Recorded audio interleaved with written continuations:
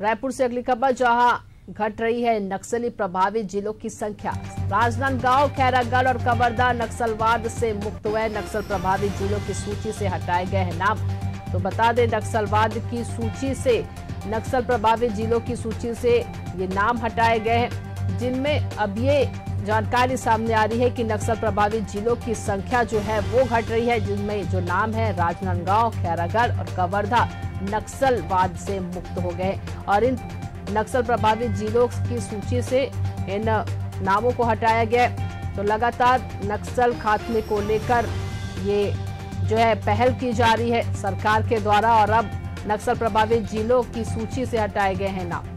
हमारे संवाददाता शशिकांत हमारे साथ जुड़ गए, उनसे जानकारी लेते हैं। शशिकांत, ये अच्छी खबर है जिस तरह से नक्सलवाद को खत्म करने की तैयारी पूरी की जा रही है राज्य सरकार के द्वारा।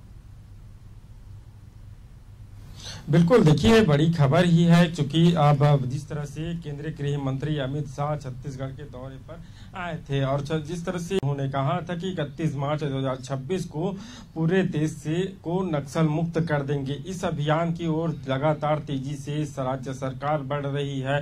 नक्सलियों पर लगातार प्रहार जवान कर रहे हैं, एक के बाद एक नक्सली एनकाउंटर में नक्सलियों को मारे जा रहे हैं। कई नक्सली आत्मसमर्पण कर रहे हैं। अब इस कड़ी में छत्तीसगढ़ के जिले राजनांदगांव, खैरागढ़, कवर्धा, ये जिले नक्सल मुक्त हो गए हैं। इन जिलों को सरकार ने नक्सल मुक्त घोषित कर दिया है। अब जो नक्सल फंड की जो राशि आती थी वो भी अब यहाँ नहीं, इन जिलों में नहीं दी जाएगी। ऐसे में अब विकास की नई बयार इन जिलों में देखने को मिलेगा। इसके लिए निर्देश भी जारी कर दिए गए हैं। साथ ही जो है मोहला, मानपुर को जो हाई नक्सल प्रभावित क्षेत्र में आते थे उन्हें अब LWE की श्रेणी में तब्दील किया गया है। तो नक्सल मुक्त होने के बाद इन जगहों पर अब तेजी से काम बढ़ेंगे। बिल्कुल, देखिए नक्सल मुक्त हुआ है, लेकिन इन क्षेत्रों में काफी शहादत भी जिले हैं जहां पर नक्सली एनकाउंटर हुए हैं, नक्सली घटनाएं हुए हैं। ऐसे में कई जवानों ने अपनी